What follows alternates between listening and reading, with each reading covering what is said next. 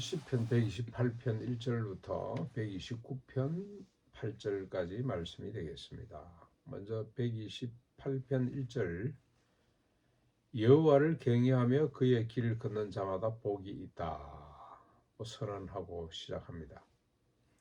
2절 3절에 그들이 받을 복이 뭐냐? 손이 수고한 대로 먹을 것이다.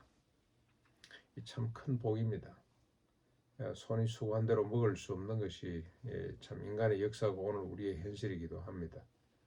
정말로 고생했지만 소득이 없는 이런 삶을 살 때가 참 얼마나 많습니까? 농사를 지어보니까 특별히 더 그런 것 같습니다. 아무리 수고해도 한파가 오거나 홍수가 나서 쓸려가거나 아니면 태풍이 불거나 하여튼 추수해서 곳간에 드릴 때까지 아무도 모른다 그러는데 참 그런 것 같습니다. 수고해도 수고한 대로 먹을 수 있다는 것이 큰 복이다.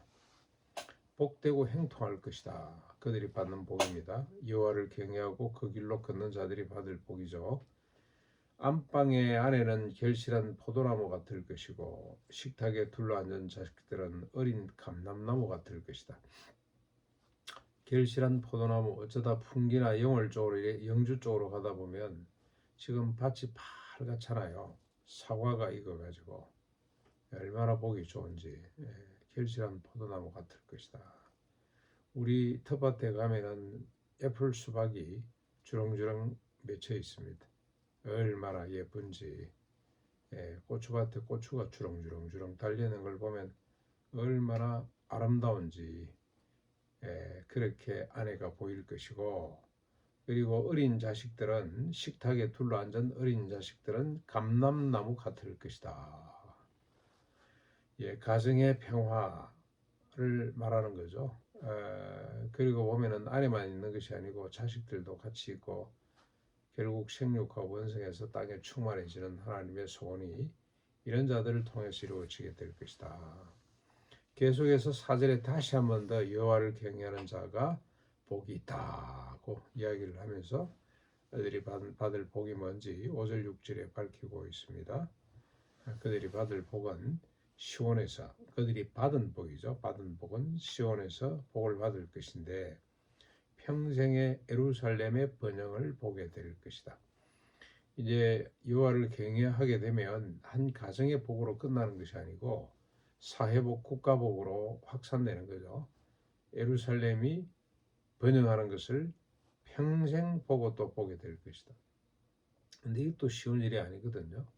지금 우리 마을에 가보면 우리 고향 가보면 썰렁합니다. 왜 그러냐?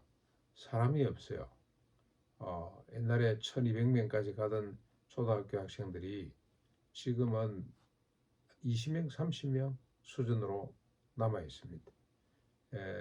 지방 곳곳마다 이런 현상들이 많이 나타나고 있습니다. 썰렁해요. 원주도 가보면 좀 새로 신시가지는 조금 번창한 것 같은데 옛날 구시가지 쪽으로 가보면 너무너무 썰렁합니다.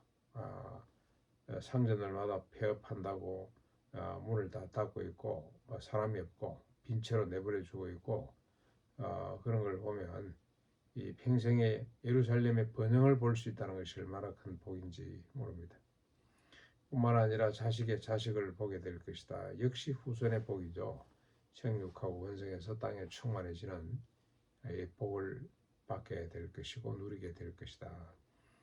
그래서 하나님의 소원하신 바는 하나님이 복을 주신다고 할 때 또 그 하나님의 소원하신 바는 한 개인에 머물러 있지 않고 이 땅의 모든 인간이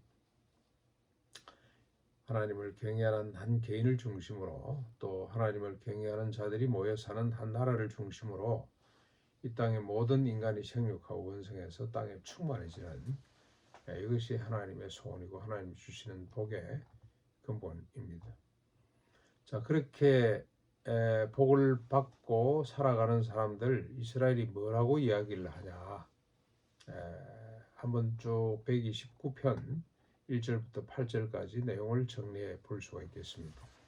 그들이 뭐라고 소리치냐? 그들이 어떤 삶을 사느냐 하는데 그들이 내가 어릴 때부터 너희들이 여러 번 나를 괴롭혔지만 밭가는 자가 등에 이랑을 지을 만큼 길게 이랑을 지을 만큼 그러니까 등을 후에 팠다는 뜻이죠. 그렇게 나를 괴롭히지만 결코 나를 이기지 못할 것이다.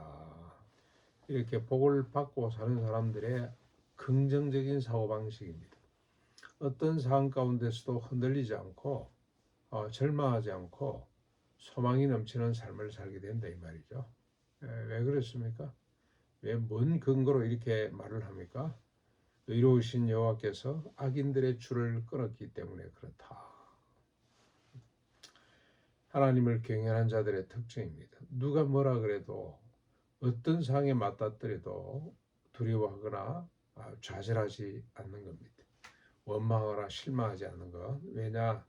이 상을 하나님께서 끊으실 것이기 때문에. 하나님이 나와 함께 계시기 때문에. 여러분 저 가데스 바네아에서 가나안 땅 정탐하러 갔던 12 사람들 너무 재미있죠. 10사람은 이제 우리가 죽었다. 그들은 장골 같고 우리는 거기에 비하면 메뚜기에 지나지 않는다. 어떻게 우리가 왜 하나님이 우리를 이 강야로 불러내 가지고 여기서 죽이려고 하냐? 우리가 애굽에 있을 때가 얼마나 좋았냐?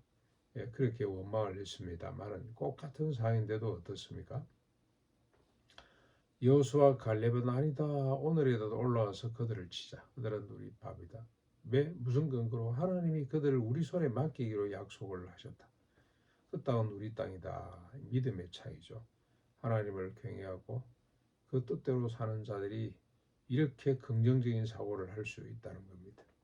어떤 상황 가운데서도 좌절하거나 흔들리지 않게 됩니다. 그래서 시온을 미워하는 자들 수치를 당할 것이다.